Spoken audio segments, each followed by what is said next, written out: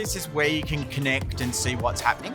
We're a city with lots of social enterprises and a lot of people that are wanting to, create a better world.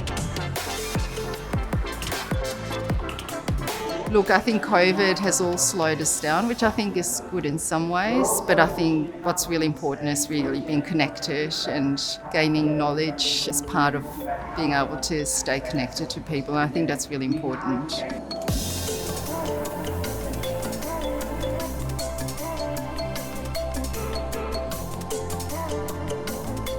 It's really interesting to see the variety of things that's on offer, I suppose.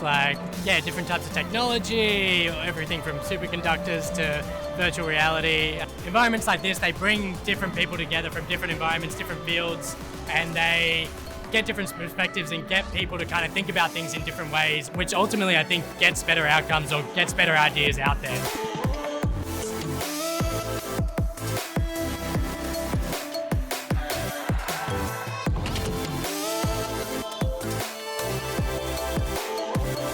Knowledge is important and useful, I think, to create a richer society. Yeah, found it really interesting and would like to do more. Actually really excited to go home and tell my partner all about my day and all the things that I've done.